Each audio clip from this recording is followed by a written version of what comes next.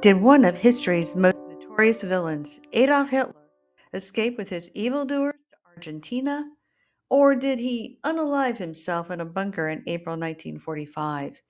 Countless theories abound saying yes to each of these opposing views.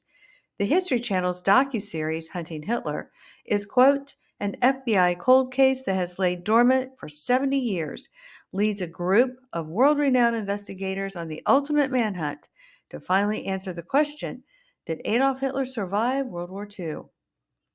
In 3 seasons, 21-year CIA veteran Bob Baer, an elite intelligence case officer, Lenny DePaul, Chief Inspector and Commander of the U.S. Marshals Fugitive Task Force, Tim Kennedy, Sergeant First Class with 7th Special Forces Group of the U.S. Army, and Mike Simpson, Airborne Ranger, Special Forces Operator, as well as Doctor of Emergency Medicine assigned to the Joint Special Operations Command, are just to name a few who walk you through declassified files from the OSS, CIA, FBI, MI6, and etc., and forensically connect the dots on how Hitler might have gotten away.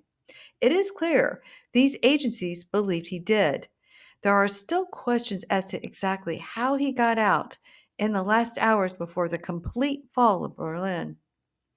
It would stand to reason the method used would be found in evidence of a massive escape network years in the making, which could be found today.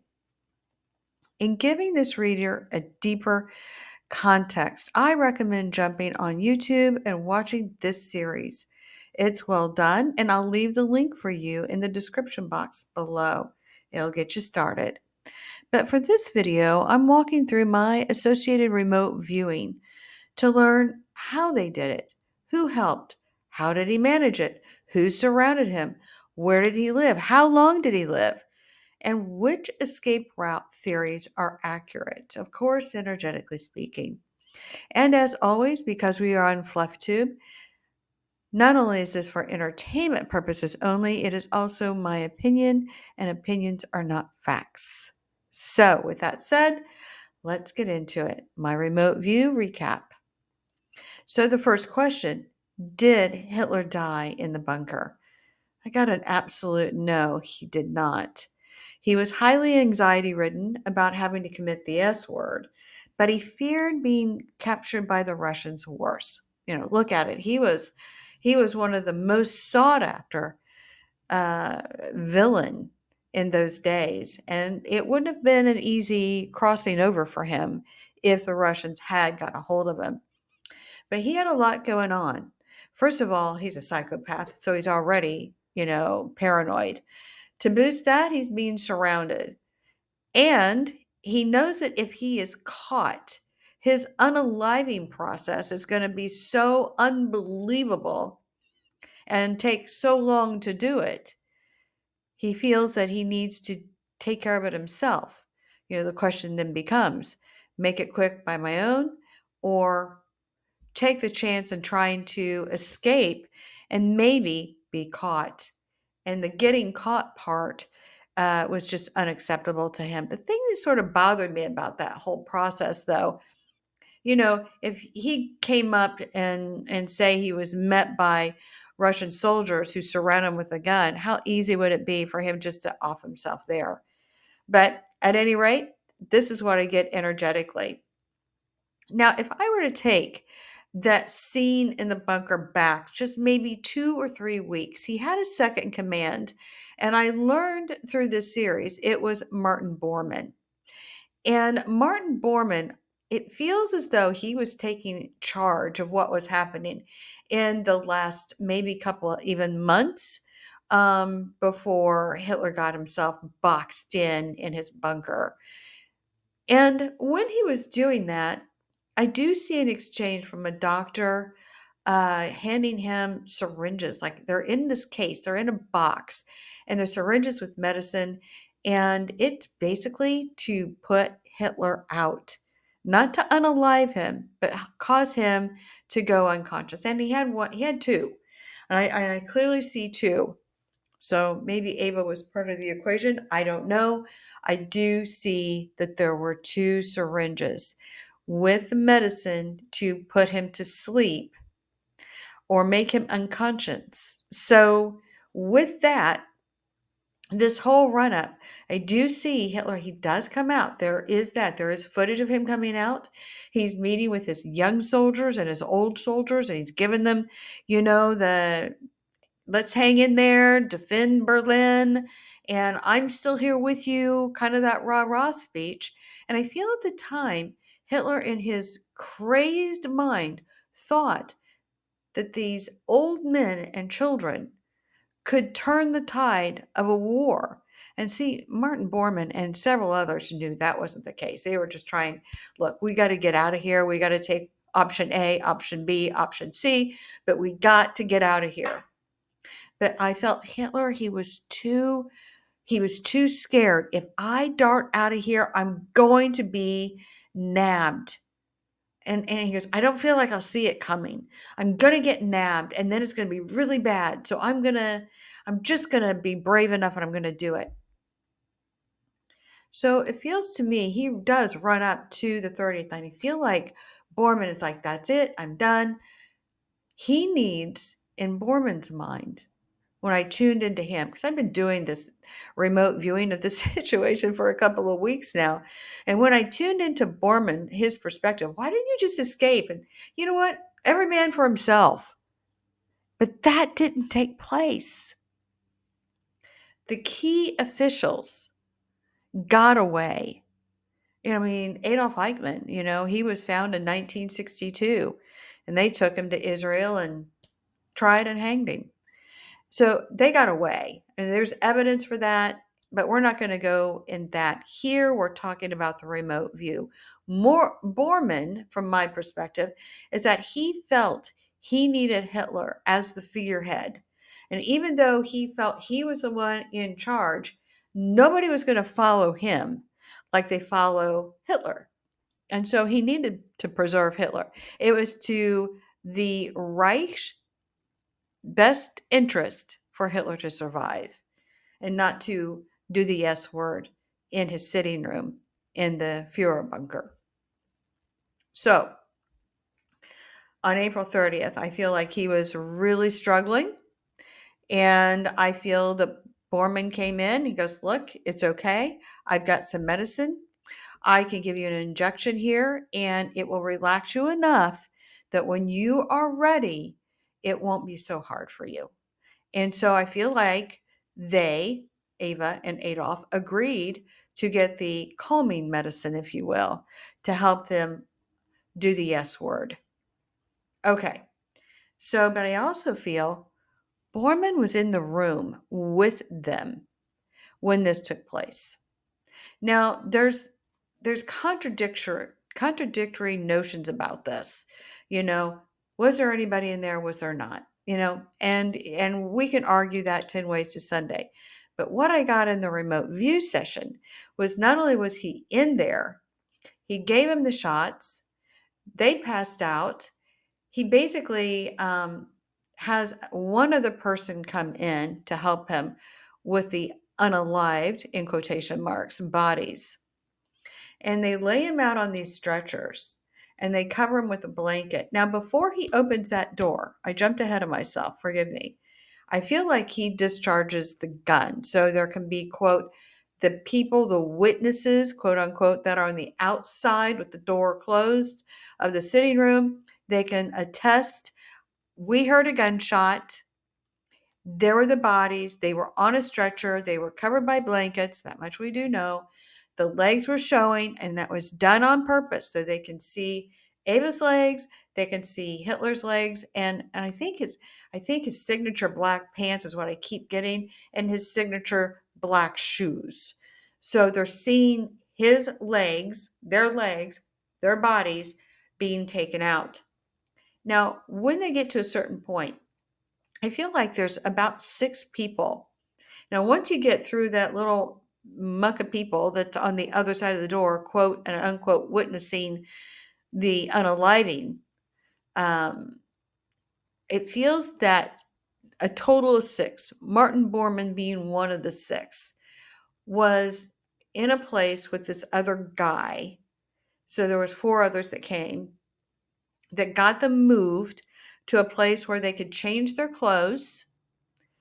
They could put Hitler's in bronze clothes on body doubles that they've already taken care of that sort of looked like it. I feel like there was more than one body double. I feel like they had two or three body doubles of each of them, so the Russians can find them. And all about the Russians finding them was for them to stop looking for them. So it was important that they found the bodies of Hitler. So I feel that they shaved Hitler. They took off his stash. They shaved his head. They put him in bloody civilian clothes, got him covered up, made him look like wounded civilians. And I feel like when they're doing this, they are on gurneys or they're on a, a roller conveyance. It kind of feels like a gurney to me when I look at this, and they're rolling them through tunnels. And and I feel like the tunnel does extend all the way to the airport. And they get on the plane and they fly from Berlin to Spain. Now, when I saw that, I have to be honest here when I said, how did they get out of Berlin if Berlin was under attack? And so I did a little research because I was a little astounded. I kept thinking, did I get this wrong? So I did a little research and I found that there was no air activity. It was all ground action when they began to surround Hitler's bunker.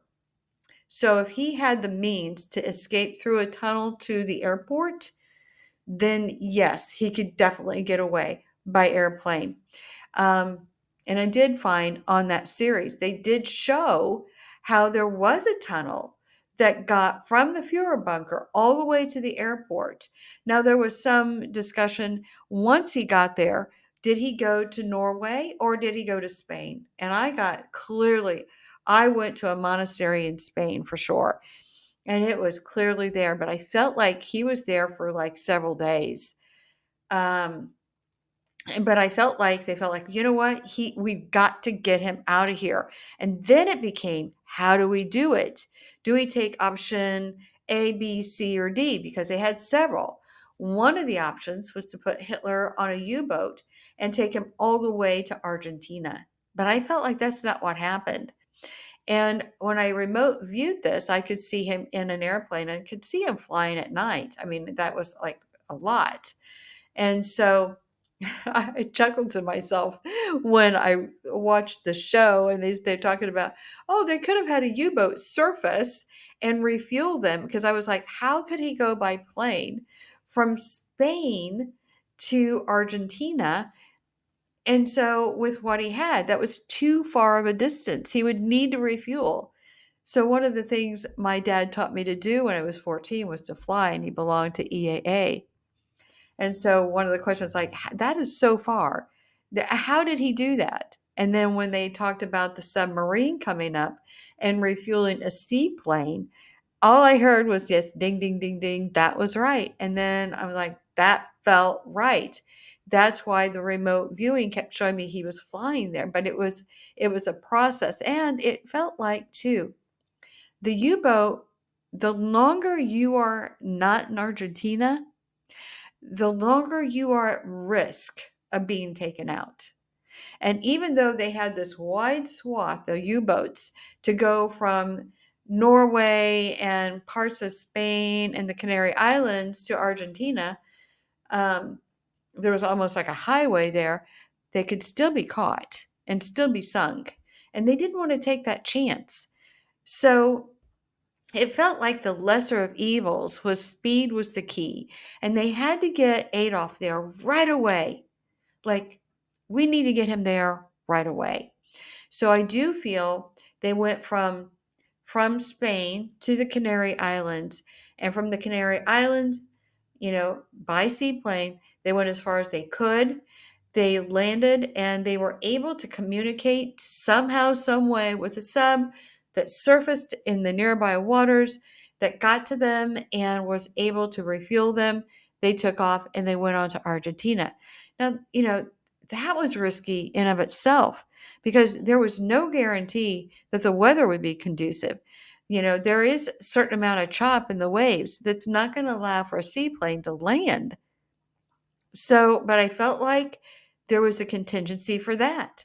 They could ditch the plane, they could bail out, and they would have dinghies, and then the U-boat would surface, get them rescued, and then take them on. But the key was to try to get them all the way there by plane because it was going to take a whole lot less time than to go from the Canary Islands to Argentina in a sub. So that's how I feel like he got to Argentina. The thing that kind of concerned me, though, was that did he stay there for very long? And I feel like he was there, and I feel like his health was really declining. And Martin Bormann, I believe, was trying to make a name for himself. So, there's this theory that he was found dead in a tank. I don't know if he had a body double too. I don't know. All I can tell you is that that man did not die until he was in his 60s, and he was in South America. So, did he have a body double? Likely. I mean, who wouldn't? Who wouldn't of those people didn't have body doubles? If you felt somebody was closing in on you and you knew you had rat lines to get you to a safe place, you're going to use them. Um, it doesn't take a remote viewer to assess that. But I did not feel like he died May 2nd. That is the narrative. That is the story. They also have found a body with DNA evidence about that. Now, that can be a different video, but that is because that body actually got reburied. So there is two burials energetically with Martin Bormann. So I know that sounds interesting and like, how did that work? I'm not fully sure, but I feel like something took place and I feel like it's connected with how things are going today. But that's not what this video is about. We'll have to make that a whole other video in of itself. So we're just getting what I remote viewed. So let's get back to the story. He makes it to Argentina. There are two places of residence that he's going to.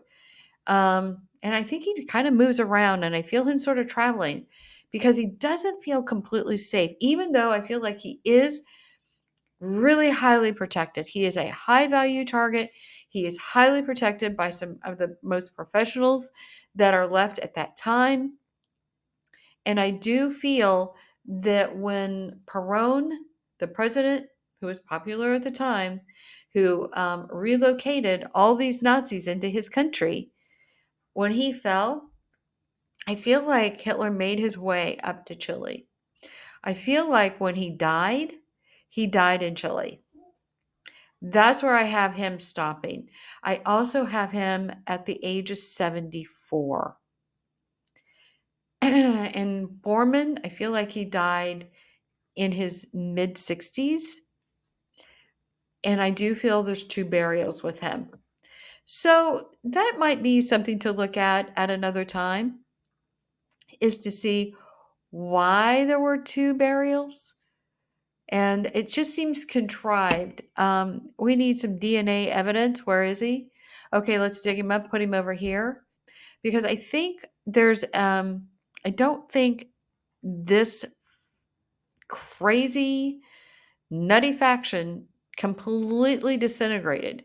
I feel like they relocated, they took a long end view, and they were going to do things a little bit differently. So, is it the Fourth Reich? We can talk about that another time. Did they succeed?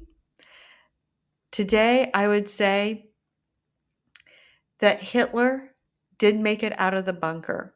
The witnesses who were next to the sitting room did see Hitler's legs. They did see Ava's. And then their bodies were switched.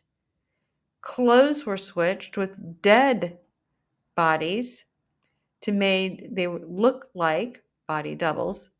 And when the eyewitnesses saw him and Ava being brought out and put in the burn pit, those were the body doubles with Hitler's shoes and clothes on.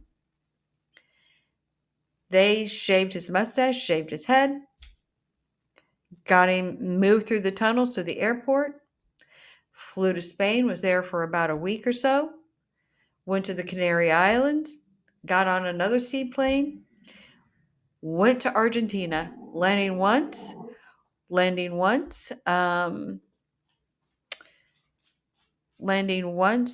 to get refueled with a U-boat. He's in Argentina for several years. His health depletes. He becomes more drug addicted, quite honestly. I feel like his body becomes almost useless. But he does manage to make some public appearances in some key positions. But at the end of the day, it's Martin Bormann who's calling the shots. But he's got his figurehead, and he fooled the world that he and Braun and Hitler were dead. And I feel like they escaped. So that is it for this video. Please give it a thumbs up if you liked it. If you don't, just scroll on. And remember, everybody has the ability to remote view. You just need to learn how. So visit my website, sallyknop.com. And if you need some energy healing, or if you want to learn how to do this, reach out to me, because you know what? You are a superhuman and I teach you how to do it. With that said, ciao for now.